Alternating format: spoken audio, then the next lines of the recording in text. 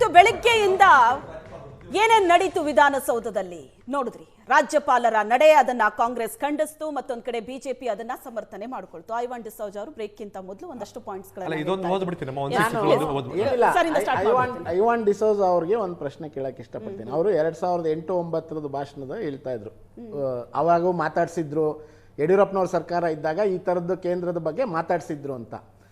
ನಾನು ಒಂದೇ ಒಂದು ಪ್ರಶ್ನೆ ಅವ್ರನ್ನ ಕೇಳಕ್ಕೆ, ಖುರ್ಷಿದ್ ಆಲಂ ಖಾನ್ ಅವರು ರಾಜ್ಯಪಾಲರು ಯಾರು ನೇಮಕ ಮಾಡಿದ್ದು?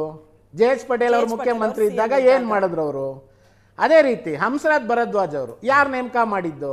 ಯಡಿಯೂರಪ್ಪನವ್ರ ಸರ್ಕಾರ ಇದ್ದಾಗ ಏನ್ ಮಾಡಿದ್ರು? ಇವರು ತಮ್ಮಗಿರೋಂಥ ತೀಟೆ ತೀರಿಸ್ಕೊಳ್ಳೋದಕ್ಕೋಸ್ಕರ ರಾಜ್ಯಪಾಲರ ಕಚೇರಿಯನ್ನ ದುರುಪಯೋಗ ಮಾಡ್ಕೊಳ್ಳೋದು. ಅದಲ್ಲದೆ ಅಲ್ಲ, ಸ್ವತಃ ಐವಾನ್ ಡಿಸೋಜ ಅವರು ಭಾಷಣದಲ್ಲಿ ಒಂದ್ ಕಡೆ ಹೇಳಿದ್ದಾರೆ, ಬಂಗಾಳದಲ್ಲಿ ಏನಾಗಿದೆಯಲ್ಲ ಆ ಥರ ರಾಜ್ಯಪಾಲ ಆ ಥರ ರಾಜ್ಯಪಾಲರ ಬಗ್ಗೆ ಇವ್ರದ್ದು ಕಾಂಗ್ರೆಸ್ಸಿನ ನೀತಿಗಳು ಏನಿದೆ ಅನ್ನೋಂಥದ್ದು ಅವ್ರು ಇವತ್ತು ತೋರಿಸಿದ್ದಾರೆ.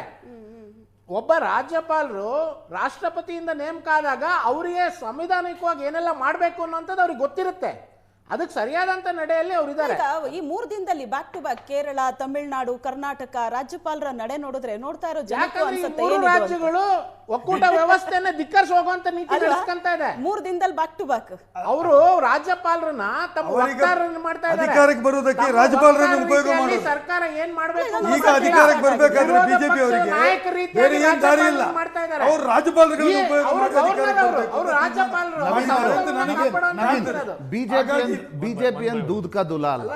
ತಮಿಳುನಾಡಿನಲ್ಲಿ ರಾಜ್ಯಪಾಲ ಆರ್.ಎನ್. ರವಿ ಯಾವ ಕಾರಣದಿಂದ ಬಿಲ್ಗಳನ್ನು ಹಿಡಿದಿಟ್ಕೊಂಡ್ರು, ನಂತರ ಸುಪ್ರೀಂ ಕೋರ್ಟ್ ಏನ್ ಹೇಳ್ತು, ಅದು ದೇಶದ ಮುಂದಿದೆ. ಅದು ಅಂದ್ರೆ ಕಾಂಗ್ರೆಸ್ ಅಷ್ಟೇ ಪಾಲಿಟಿಕ್ಸ್ ಮಾಡ್ತಾ ಇದೆ, ನಾವು ಬಿಜೆಪಿ ಅವರು ಏನ್ ಮಾಡ್ತಿಲ್ಲ ಅಂತ ಹೇಳ್ಬಿಟ್ಟು ಅವ್ರು ಪಾಲಿಟಿಕ್ಸ್ ಮಾಡ್ತಿದ್ದಾರೆ, ಅರ್ಥ ಆಗುತ್ತೆ. ನೀವು ಅದನ್ನೇ ಮಾಡ್ತೀರಿ, ಹಿಂದೆ ಮುಂದೆ ಇರುವಂತದನ್ನ ಮಾಡ್ತಾ ಇರುವಂತದ್ದು. ಇವತ್ತು ರಾಜ್ಯಪಾಲರು ಮುಂದೆ ಹೋಗಿ ಹೇಗ್ ನಡ್ಕೊಂಡ್ರು, ಇವ್ರು ಶಾಸಕರು ಹೇಗ್ ನಡ್ಕೊಂಡ್ರು ಅಂದ್ರೆ ರಾಜ್ಯಪಾಲರಿಗೆ ಅಧಿಕಾರ ಇದೆ, ಅವ್ರೇನ್ ಮಾಡಬಾರ್ದು ಮಾಡ್ಲಿಲ್ಲ. ಅವರು ಭಾಷಣವನ್ನ ಟೇಬಲ್ ಮಾಡಿದ್ರು, ತಂಪಾಡಿಗೆ ಹೋಗ್ತಾ ಇದ್ರು. ಅದನ್ನ ಗೂಂಡಾಗಳ ರೀತಿ ಇಲ್ಲ ಇಲ್ಲ ಅವ್ರು ಓದ್ಬೇಕು, ಎಲ್ಲೂ ಇಲ್ಲ. ಭಾಷಣ ಓದ್ಬೇಕು ಸಂವಿಧಾನದಲ್ಲಿ ಎಲ್ಲೂ ಇಲ್ಲ. ಪೂರ್ಣ ಭಾಷಣ ಓದ್ಬೇಕು ಅಂತ ಇಲ್ಲ. ಅವ್ರು ತಿಪ್ಪೇನ ಹಾಕ್ಬಿಟ್ಟು ಇಲ್ಲ.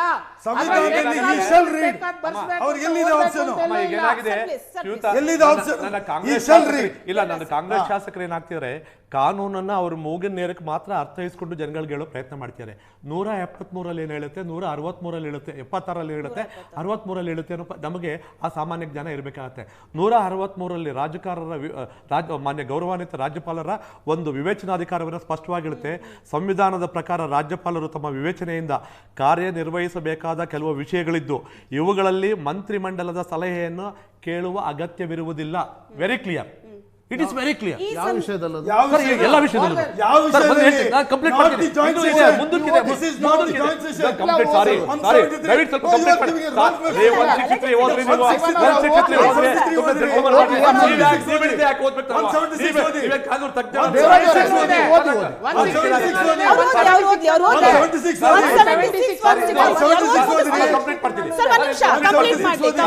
ಸಂಕ್ಷಿಪ್ತವಾಗಿ ಹೇಳುವುದಾದರೆ ಆರ್ಟಿಕಲ್ 163 ರಾಜ್ಯದ ಕಾರ್ಯಕಾರಿ ಮುಖ್ಯಸ್ಥರಾದ ರಾಜ್ಯಪಾಲರು ಮತ್ತು ಚುನಾಯಿತ ಮಂತ್ರಿಮಂಡಲದ ನಡುವಿನ ಸಂಬಂಧವನ್ನು ವ್ಯಾಖ್ಯಾನ ಮಾಡೋದು 176 ಅಲ್ಲ, ವ್ಯಾಖ್ಯಾನ ಮಾಡೋದು 163 ವ್ಯಾಖ್ಯಾನ ಮಾಡೋದು.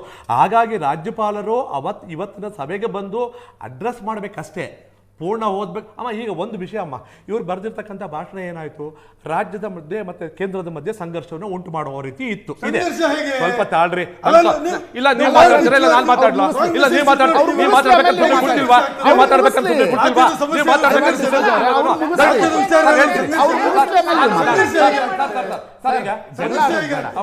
ಎಲ್ಲ ಹಿರಿಯರಿದ್ದೀರಿ, ಅವ್ರು ಮಾತಾಡ್ಲಿ, ಆಮೇಲೆ ನೀವು ಮಾತಾಡಿ. ಸರ್, ಈಗ ಏನಾಗುತ್ತೆ, ಸಂಘರ್ಷವನ್ನ ಉಂಟು ಮಾಡುವಂತಹ ಪ್ಯಾರಾ 2ರಿಂದ ಹಿಡಿದು 11ರವರೆಗೂ ಅದು ಸಂಪೂರ್ಣವಾಗಿದೆ. ಈಗ ರಾಜ್ಯಪಾಲರು ಸಾಂವಿಧಾನಿಕ ಹುದ್ದೆಯಲ್ಲಿ ಕುಳಿತುಕೊಂಡು ಒಂದು ಕೇಂದ್ರ ಸರ್ಕಾರ ಮತ್ತು ರಾಜ್ಯ ಸರ್ಕಾರ ಮಧ್ಯೆ ಸಮನ್ವಯತೆಯನ್ನು ಒಕ್ಕೂಟ ವ್ಯವಸ್ಥೆಯಲ್ಲಿ ಸ್ಥಾಪನೆ ಮಾಡಬೇಕಾದಂಥ ಜವಾಬ್ದಾರಿ ಇರತಕ್ಕಂಥವ್ರು ಹೇಗೆ ನಡ್ಕೋಬೇಕು, ಆ ಅಂಶಗಳನ್ನು ಕೈ ಬಿಟ್ಟು ರಾಜ್ಯ ಮತ್ತು ಕೇಂದ್ರದ ಮಧ್ಯೆ ಒಂದು ಸುಮಧುರವಾದ ಸಂಬಂಧ ಉಳಿಸೋಕೆ ನಿಟ್ಟಲ್ಲಿ ಇವರು ಪ್ರಯತ್ನ ಮಾಡಿದ್ದಾರಲ್ಲ, ಅದಕ್ಕೆ ನಾವು ಶ್ಲಾಘನೆ ಮಾಡಬೇಕಲ್ವಾ ಇವತ್ತು? ಅದು ಬಿಟ್ಬಿಟ್ಟು ಇವರು ಅದು ಬಿಟ್ಬಿಟ್ಟು ಏನಾಗಿದೆ ಗೊತ್ತಾ, ಇವತ್ತು 1975ರಲ್ಲಿ ಶ್ರೀಯುತ ಡಿಸಾಜ್ ಅವರು ನಮ್ಮ ಪಕ್ಕದಲ್ಲೇ ಇದ್ರು, ಅವತ್ತು ನಮ್ಮಲ್ಲೇ ಇದ್ರು. ಅವತ್ತೇನ್ ಮಾಡಿದ್ರು ಗೊತ್ತಾ, ಇದೇ ಶ್ರೀಯುತ ಹರಿಪ್ರಸಾದ್ ಅವರು ಪ್ರಜಾವಾಣಿ ಪತ್ರಿಕೆಗಳಿಗೆ ಬೀಗ ಹಾಕ್ಸಿದ್ರು. ಆ ಒಂದು ಕೆಟ್ಟ ದಿವಸಗಳನ್ನು ಕರ್ನಾಟಕ ರಾಜ್ಯದಲ್ಲಿ ತರಲಿಕ್ಕೆ ಕೊಟ್ಟಿದ್ದಾರೆ. ದೈಹಿಕವಾಗಿ ಮಾನ್ಯ ಗೌರವಾನ್ವಿತ ರಾಜ್ಯಪಾಲರನ್ನು ತಡೀಲಿಕ್ಕೆ ಕೊಟ್ಟರಲ್ಲ, ಎಂತಹ ದುಷ್ಟತನ ಲೆಕ್ಕ ಹಾಕೊಳ್ಳಿ, ಎಂತ ದಾಷ್ಟತೆ ಲೆಕ್ಕ ಹಾಕೊಳ್ಳಿ, ಎಂತ ದುರಂಕಾರದ ಪ್ರಭಾವದ ಲೆಕ್ಕ ಹಾಕೊಳ್ಳಿ. ನಾಚಿಕೆ ಆಗಲ್ಲ ಈ ಸರ್ಕಾರಕ್ಕೆ. ಏನ್ ಕರ್ನಾಟಕ ರಾಜ್ಯದ ಮರ್ಯಾದೆ ರಾಷ್ಟ್ರ ಮಟ್ಟದಲ್ಲಿ ಹರಾಜಾಗ್ಲಿ ಕೊಟ್ಟವ್ರೆ. ಇವ್ರು ನಮ್ಮ ಪಕ್ಕದಲ್ಲಿ ಕೂತ್ಕೊಂಡು ಮಾತಾಡ್ತಾ ಇದ್ರು. ಮೂರು ಜನ ಒಟ್ಟಿಗೆ ಮಾತಾಡಿದ್ರೆ ಕೇಳಿಸಲ್ಲ. ಸರ್, ಒಂದ್ ನಿಮಿಷ, ಒಂದ್ ನಿಮಿಷ. ಮಾತಾಡೋದು ಬೇಡವಾ ಇವ್ರು? ಸನ್ಮಾನ್ಯ ಹರಿಪ್ರಸಾದ್ ಅವ್ರ ಬಗ್ಗೆ ಸರ್, ಏನು ಕೇಳಿಸ್ತಾ ಇಲ್ಲ. ಒಂದ್ ನಿಮಿಷ ಮಾತಾಡ್ತೀನಿ. ಸರ್ಕಾರಕ್ಕೆ ಅವ್ರು ಮಾತಾಡಿ. ನೀವು ಹೇಳಿದ್ರೆ ಅವ್ರು ಉತ್ತರ ಕೊಡ್ಲಿ.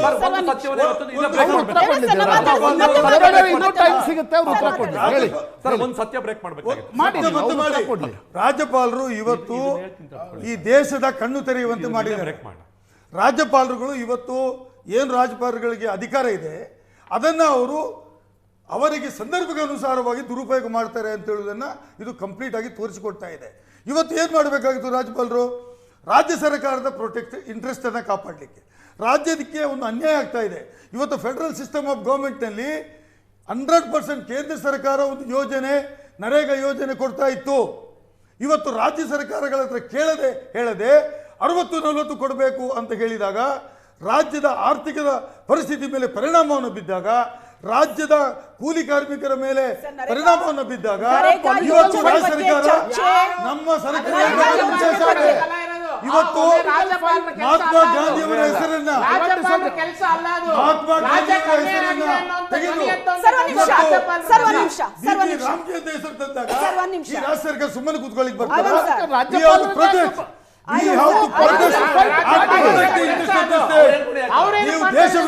ಎಲ್ಲರೂ ಮಾತಾಡಿದ್ರೆ ಕೇಳಲ್ಲ. ಒಂದು ದೇಶ ವಿರೋಧಿ ಪ್ರಶ್ನೆ ಅದಲ್ಲ, ನೀವು ಸುಮ್ಮನೆ ಕೂತ್ಕೋಬೇಡಿ. ಬಟ್ ರಾಜ್ಯಪಾಲರ ಭಾಷಣವನ್ನ ಯಾಕೆ ಬಳಕೆ ಮಾಡ್ಕೊಳ್ತಾರೆ? ನಿಮ್ಮ ಪೊಲಿಟಿಕಲ್ ಸ್ಟೇಟ್ಮೆಂಟ್ ಅನ್ನ ರಾಜ್ಯಪಾಲರು ಇಲ್ಲ ನಾವು ತೋರೆ that is the stand of the government. ರಾಜ್ಯಪಾಲರ ಭಾಷಣ ಅಂದ್ರೆ ಏನು? ಹೋಗ್ತಾ ಇದೆ ಅಂತ ಹೇಳುವುದನ್ನ ತೋರಿಸಿ ಹೇಳಬೇಕಾದಂತ ಭಾಷಣ. ಈ ಸರ್ಕಾರ ಯಾವ ಕಡೆ ಹೋಗ್ತದೆ ಮೇಡಮ್? ಈ ಸರ್ಕಾರ ಮುಂದೆ ಏನ್ ಮಾಡ್ತದೆ, ಯಾವ ಕಡೆ ಹೋಗ್ತದೆ, ಈ ಸರ್ಕಾರ ಏನನ್ನ ಬಯಸ್ತದೆ ಅಂತ ಹೇಳುವುದೇ ರಾಜ್ಯಪಾಲರ ಭಾಷಣ. ಅದು ಕ್ಯಾಬಿನೆಟ್ ತಯಾರು ಮಾಡಿ ಕೊಡಬೇಕಾದ ಭಾಷಣ. ನೀವು ಅದನ್ನು ನಾನು ಓದಲಿಲ್ಲ, ಅದು ನನಗೆ ಇಷ್ಟ ಇಲ್ಲ. ಕಳೆದ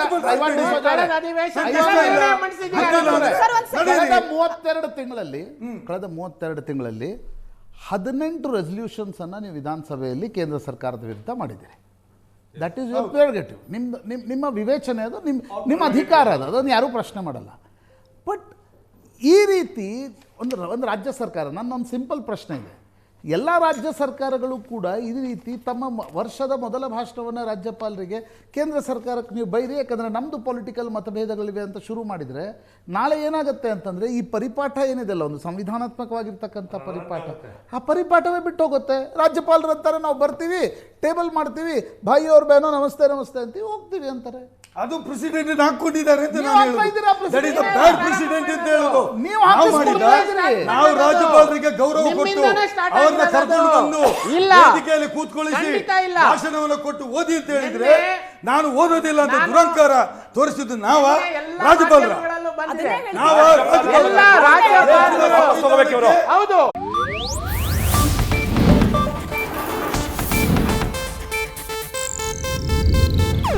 ಇದು ಏಷ್ಯಾನೆಟ್ ನ್ಯೂಸ್ ನೆಟ್ವರ್ಕ್ ಪ್ರಸ್ತುತಿ.